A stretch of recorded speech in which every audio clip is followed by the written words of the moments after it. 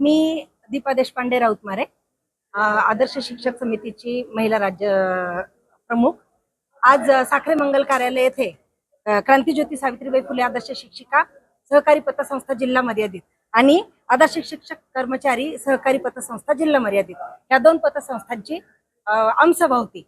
या आमसभेचं वैशिष्ट्य असं आहे की हे दोन्ही पतसंस्थेच्या संचालक मंडळ 1 रुपयाही मानधन न घेता सभासदांचा जास्तीत जास्त कसा विकास करता येईल, त्यांना जास्तीत जास्त पतसंस्थेच्या मार्फत कशा सुविधा उपलब्ध करून देता येतील, कमीत कमी व्याजदरामध्ये जास्तीत जास्त लोन कसं उपलब्ध करून देता येईल, ह्या सगळ्या गोष्टींचा विचार करून हे संचालक मंडळ काम करतं। पूर्ण जिल्हा कार्यक्षेत्र मर्यादित असणारी महाराष्ट्रातली ही एकमेव शिक्षकांची सहकारी पतसंस्था आहे आणि शिवाय ह्या पतसंस्थेच्या दोन्ही पतसंस्थांचं हे 5वं वर्ष असून एका पतसंस्थेने 10% व्याजदर डिव्हिडंड दिलाय आणि महिलांच्या पतसंस्थेने 60% व्याजदर दिलाय।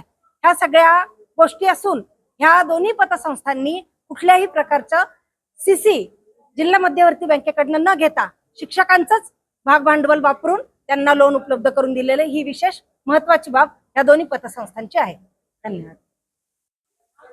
दीपा देशपांडे राऊतच्या आजच्या कार्यक्रमासाठी माजी शिक्षण अधिकारी तेजराव गाडेकर साहेब आणि उपशिक्षणाधिकारी श्रीयुत कोमटवार साहेब हे व्यासपीठावर उपलब्ध होते। आज त्यांनी 61 गुणवंतांचा सत्कार केला, आदर्श शाळा निवडल्यात, आदर्श शिक्षक निवडलेत आणि शिक्षकांचेच जे गुणवंत मुलं आहेत त्यांचाही या माध्यमातून आम्ही सत्कार केलेला आहे। सेवानिवृत्त शिक्षकांचाही सत्कार आजच्या दिवशी आम्ही पार पाडलेला आहे।